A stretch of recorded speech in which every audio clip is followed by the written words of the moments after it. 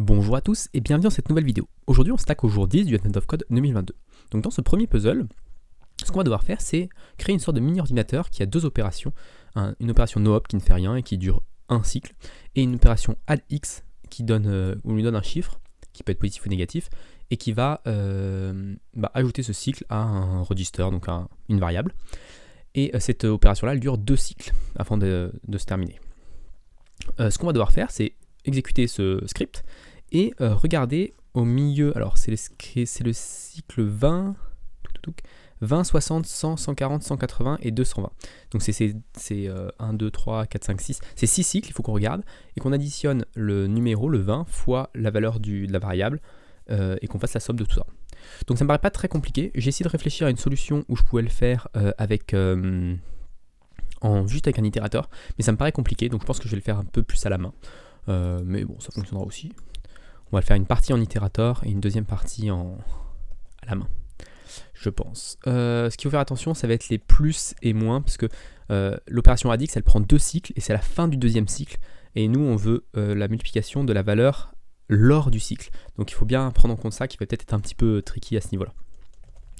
Ok, donc on a une fonction main, on a une fonction part1, qui va prendre un input qui est une statique str, et on a une fonction test qui va faire un fn test, voilà, assert équivalent.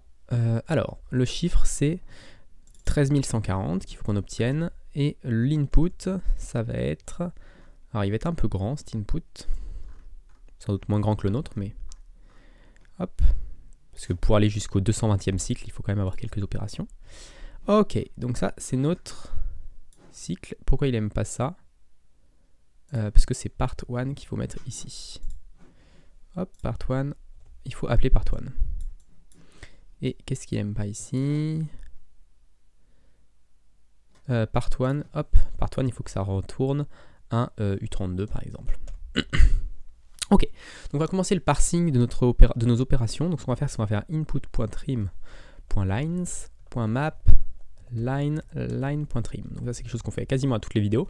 Donc là on va retenir nos lines et j'ai limite envie de pas faire d'opération. Est-ce que je fais une opération ou est-ce que je fais pas une opération? Allez, on va essayer de le faire un petit peu en fonctionnel, au moins le début. Donc là on va pas avoir récupéré les lines, on va récupérer les cycles. Ici on va faire une opération qui s'appelle flatmap. Donc opération flatmap, qu'est-ce qu'elle prend? Elle va prendre une ligne et on va retourner un tableau dans cette opération là. Donc il faut qu'on retourne quelque chose. Donc flatmap, on va retourner un tableau et ça va nous donner comment dire, ça va nous donner un itérateur sur les valeurs. Donc si on retourne un tableau de 2, le tableau de 2 va être flatten. Par exemple, si on a un tableau ici avec 1, 2 et 3, 4, voilà, et ça va nous donner un tableau, un itérateur vers 1, 2, 3, 4, flattenisé, je sais pas comment on peut le dire en français, écrasé en français, dans le tableau d'origine. Donc là, ce que nous on va retourner, c'est le 1, 2 ici. Comment on va faire ça? On va retourner ça avec un... Alors je sais même pas si c'est possible, parce qu'on va devoir retourner un tableau de taille variable là-dedans. Donc un vecteur, peut-être. On va voir. Donc on va faire let operation value est égal à split. Ah, on a une petite subtilité, c'est que le no-op, il n'y a pas de valeur. Donc ce qu'on va faire, c'est qu'on va match line. Si la line c'est no-op, dans ce cas-là, on va retourner. Alors je vais essayer ça. On va retourner juste. On va retourner juste 0, je pense. Comme ça. Parce que no-op ne fait rien. Et si notre... si c'est addX, dans ce cas-là, on va essayer de retourner 1, 2. Juste, voilà, on va essayer de faire ça. Et là, il va pas vouloir parce que... Ouais, il veut que je retourne forcément un truc. Allez, si je retourne une slice... Ok. Et donc, si je retourne... je vais retourner un vecteur. Du coup, je pense que je vais être obligé.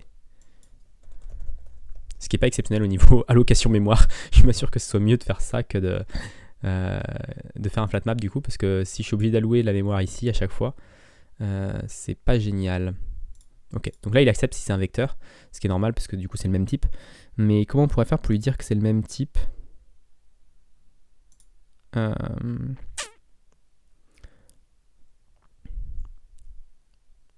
Je sais pas trop si comment on peut faire ça. Est-ce que je peux faire un 0 comme ça? Et ici, parce que je veux juste une slice en fait. Ah oui, là du coup j'ai pas d'opération. Non, il aime pas parce qu'il veut en plus un truc qui ait une taille. Et si je lui retourne ça comme ça. Oh, ça a l'air de passer. Ok, donc là on n'a pas je pense pas qu'on ait d'allocation à ce niveau-là. Du coup, on va faire maintenant notre vraie opération, c'est-à-dire que quand on est autre chose, dans ce cas-là, on va faire operation value est égal à line.split once par l'espace. C'est aussi quelque chose qu'on a fait beaucoup de fois.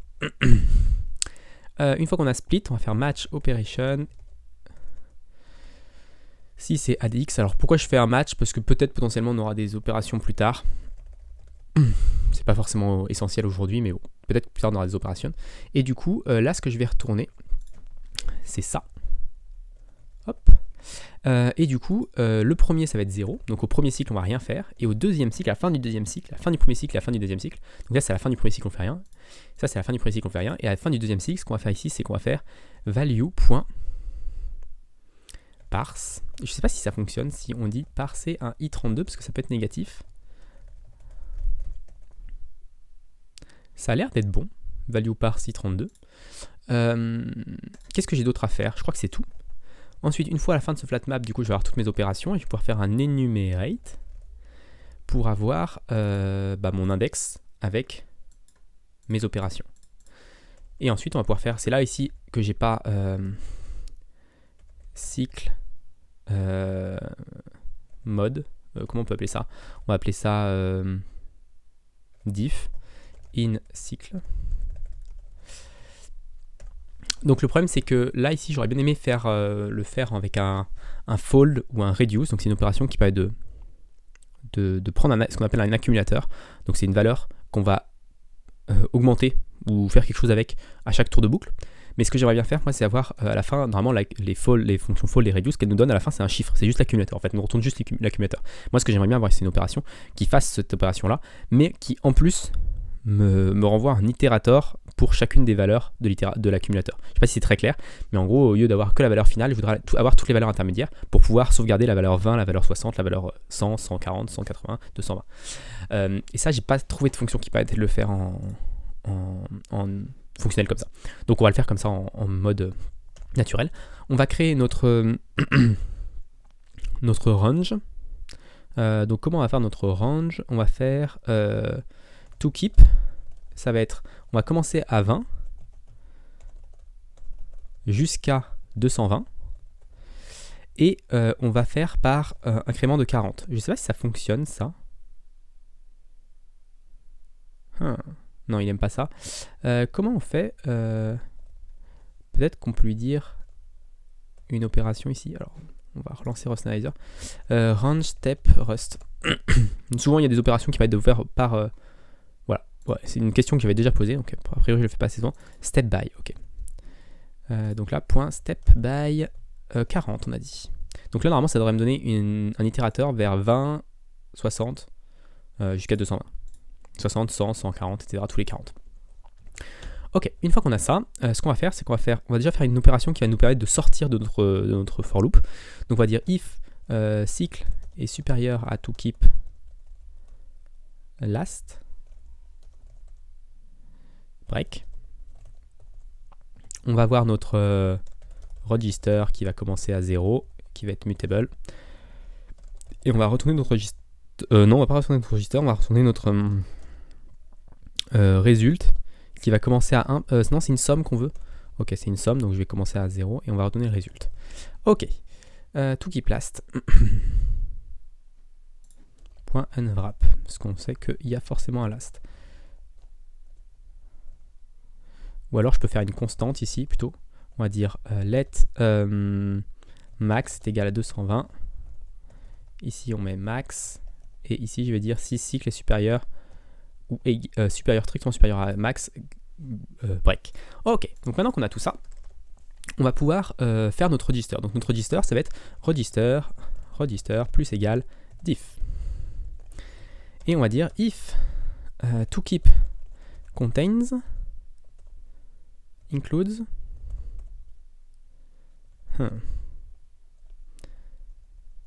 Après, je me dis, est-ce qu'on peut faire sur un range Rust includes.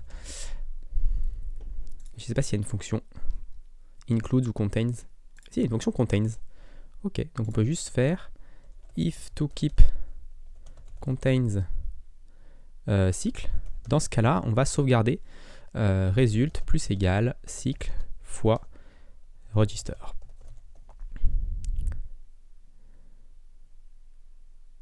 Ok, elle n'existe pas dans step by. Donc ce que je vais faire, c'est qu'ici, je vais le collect en vec. To keep. J'arrive pas. C'est un vec de quelque chose et je vais faire collect derrière. Comme ça, on a un vrai vecteur et ça évite d'itérer trop dessus. Contain cycle. Ok, donc là, je peux borrow cycle. Ok, à la fin, je fais register plus égal diff. Diff, c'est un usize. Expected usize, fin register. Register est un usize. Diff est un i32. Pourquoi register est un...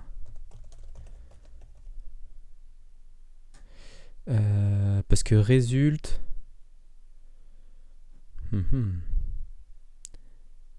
Expected u32 found usize. C'est marrant qu'il me met des usize un peu partout alors que moi je voudrais ça. Ah, il met des usize un peu partout parce que as cycle. Ok, c'est pour ça qu'il met des usize un peu partout. C'est cycle qui est un usize parce que forcément c'est un enumerate. Ok, result et result c'est renvoyer un i32 parce qu'effectivement il peut rester négatif. Ok, donc ça il aime pas du tout. Ça il aime pas du tout non plus. Il fallait attendre de compiler. Des fois quand Rust, en fait Rust c'est une compilation en plusieurs étapes. Il fait une compilation d'abord sur les types et ensuite il fait une compilation sur ce qu'on appelle le borrow checker, donc sur les lifetime et ce genre de choses. Et c'est pour ça que des fois on a des mauvaises surprises. On fait quelque chose, tout un truc, on pense que ça fonctionne et en fait là il aime pas du tout cette partie là. Qu'est-ce que je peux faire à ce niveau là? Return data owned. Donc il aime pas ça. Mais sans ça, ça fonctionnait pas. De toute manière. Ok, je pense qu'on va pas pouvoir... Enfin, je vais pas faire le flat map du coup. Hein, on va simplifier les choses. Mais c'est un peu dommage. C'est un peu dommage. Je réfléchis. Ou alors on fait le vec. Hein. On fait la solution du vec. Qui est vraiment pas la solution la plus optimisée. Bon, on va pas s'embêter avec l'optimisation. Ça m'embête un peu d'avoir un truc qui est pas optimisé, mais bon, là ça fonctionne avec le vec, parce que forcément on alloue une mémoire. Mais bon, l'allocation mémoire, quand on fait de la performance, l'allocation mémoire c'est le pire qu'on puisse faire en fait. On peut faire des milliers d'opérations lors d'une allocation mémoire. L'allocation mémoire c'est vraiment très très coûteux. Et donc créer un vec comme ça, c'est très coûteux. Enfin très coûteux, c'est... Dans un langage plus classique, forcément c'est pas coûteux parce que il fait ça tout le temps. Mais dans un langage comme Rust où on essaie d'être un peu plus dans un langage bas niveau, quand on essaye vraiment de faire des trucs performants, c'est sûr que c'est un peu plus coûteux. Je pense que c'est tout bon à ce niveau-là, donc tout keep, et puis on fait le register à la fin. Donc normalement, on est bon à ce niveau-là. On va pouvoir tester. Donc cargo test bin 10. Ça fail, on n'obtient pas le bon résultat. Alors la question, c'est pourquoi?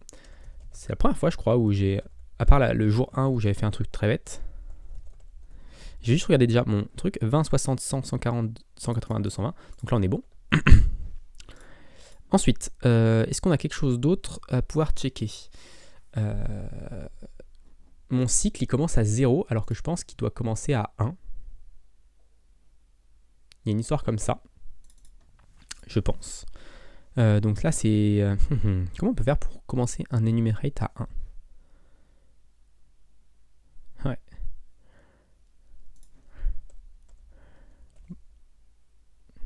Ce que je peux faire, c'est juste récupérer cycle et diff et retourner cycle plus 1 diff.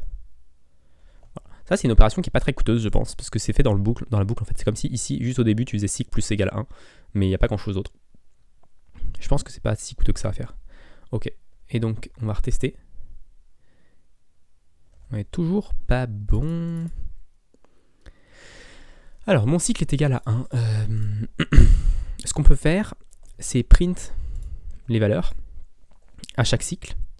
Donc, on va faire dbg cycle, diff et register.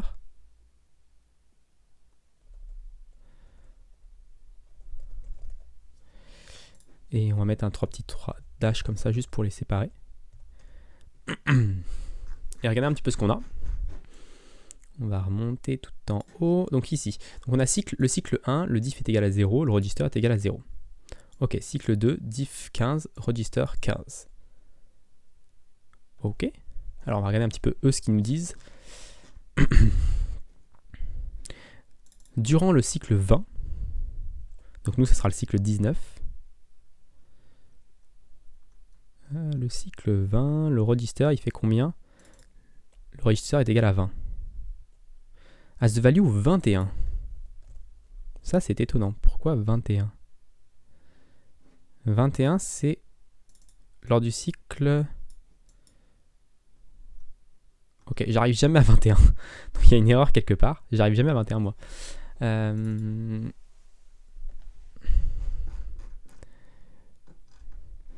Nope, add x 3. Je vais faire un... Dans mon main, je vais faire un println. De ça on s'en fout. Et de part 1 de ce truc là. Juste pour avoir quelque chose de plus petit. Ok, donc au cycle 1, notre diff est égal à 0 et notre register est égal à 0 à la fin du cycle 1. C'est normal, on a fait un no hop. Donc à faire ce first cycle, no hop, doing nothing, ok. At the start of the round, add x3 begins execution. X est still 1. Ah, c'est qu'on commence à 1. c'est tout simplement complètement con. Which has value 1. Ok. Du coup, si on lisait mieux l'énoncé, forcément. Ok. Et donc là, ça passe. Et bah du coup, on n'a plus qu'à faire notre input. Get your puzzle input. Fn input qui nous renvoie un static str. Tac. Hop là. Oh, il n'est pas si grand que ça notre input. Et ici, on peut lancer la part 1 avec input. Et on peut dire part 1 is. Et je crois que c'est tout. Cargo run bin 10. Ah, on peut enlever le DBG quand même. Ok, part 1 14160. Donc on n'a plus qu'à tester ça. Et c'est la bonne réponse, on obtient notre 19e étoile. Donc voilà pour cette vidéo, j'espère qu'elle vous a plu. Si vous l'a plu, n'hésitez pas à vous abonner à la chaîne et à la partager autour de vous. Et puis moi je vous donne très rapidement pour la suite de ce Advent of Code.